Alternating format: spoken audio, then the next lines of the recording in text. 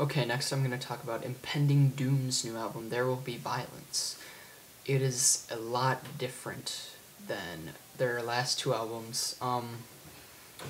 It's got more, like, they're very similar to Whitechapel. I'd say.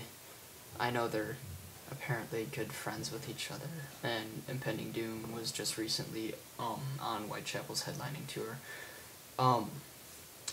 So yeah, I first was gonna see Impending Doom with Through the Eyes of the Dead, so I got a couple of their songs, and then I ended up not going to that show.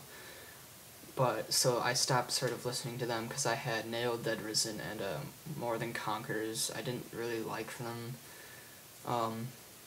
Nailed Dead Risen, it's the Nailed Dead Risen album, it's like you can't even really understand what they're saying. Although I've got to say My Nemesis is a pretty beast song. Yeah, so I looked into this new album and I was like, oh, this is different than their old stuff. This is cool. So I just got into it even by listening to their intro for that new album, Hell Breaks Loose. I was like, this is a lot different sound. I like it. So I would definitely recommend this whole album if you can buy it. If not, get the intro. It's pretty sweet. There Will Be Violence, The Great Fear, perhaps Children of Wrath. Yeah, but it's a lot different. If you're looking for, if you like Impending Doom, it's different, but yeah, it's great deathcore album. Okay, next I'm gonna talk about Miss May I's new album, Monument, and it's really great screamo, metalcore, whatever you want to call it, album. It's overall a much more mature album, I'd say, than Apologies Are for the Weak. I mean, but I'm not blaming them. I mean, they wrote that when they were my age, and I can't imagine writing anything that great. I mean, I got into them when I saw they were opening for After the Burial on Enamure on the Mosh Lives 2 tour. That was early 2010. So I got 3 songs by them. And I was like, oh, these are cool. And then I saw they were coming out with a new album, and I listened to some of the singles. I was like, oh, this is good stuff. So I bought the rest of their old album, bought the whole new album, and I've got to say it's really good. The harmonies in it are really cool. They've got the breakdowns that everyone loves. Vocals are better than the last record, even though the last record was really good still. So yeah, this is a young band that I'm excited to see where they're gonna go, because they got a lot of potential. Okay, next I'm gonna talk about Motionless in White's new album, Creatures. It is freaking amazing. I am so, I got to see them for 3 songs. I'm so sad that I had to miss half their set list for the Black Veil Brides tour, but that was just a week or 2 weeks ago.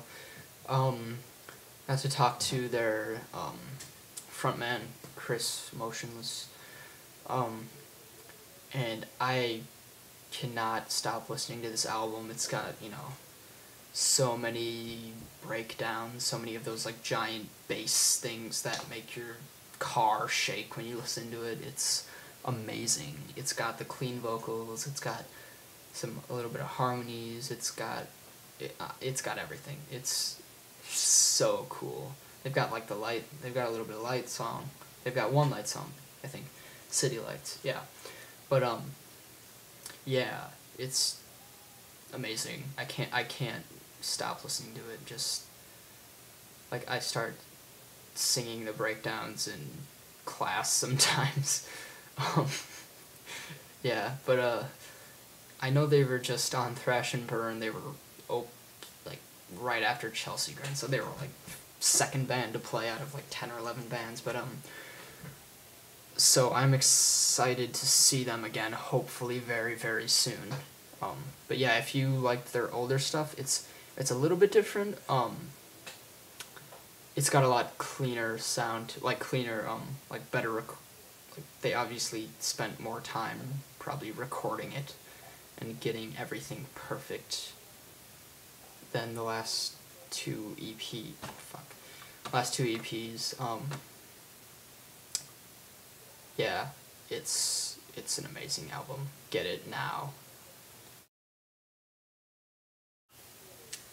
Okay, now I'm gonna talk about Oceano's new album. I'm seeing them in like a week and a half with Chelsea Grin, Attila, My Children, My Bride, In the Miss Alliance, Monsters.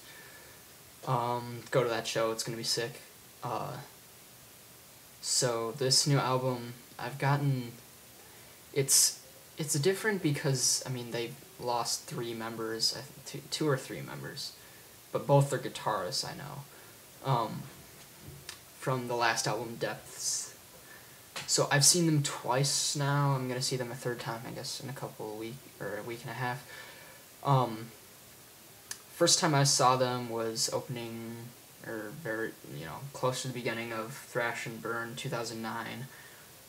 Their sound was a little bit too sludgy. It just sort of sounded like, and then, their singer, or screamer, just, exploding into the microphone. So, then I saw them opening on For Today's little short 3 or 4 day tour for their new release, and Oceano, I've got to say, progressed a lot in their live sound. I don't know if that's because of the new guitarist, but it's better. So then I heard this new album. It's really good. It's very, very good deathcore. It's only been out a couple of days, so I haven't gotten like a really super thorough analysis of it yet. But yeah, I definitely recommend buying it. If you just want something heavy and fast with a crap load of blast beats, yeah. Okay, next I'm going to talk about a little bit about Veil of Maya's new album, ID or ID or whatever you want to call it.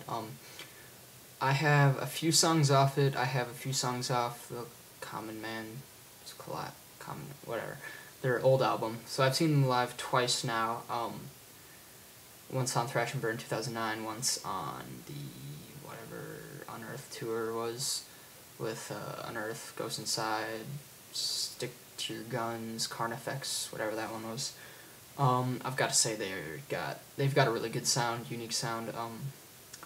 New album is, if you like the last album, it's good, if not, or it's, exactly what you're looking for if you like Veil of Maya's last album. So go get it in all 4 colors.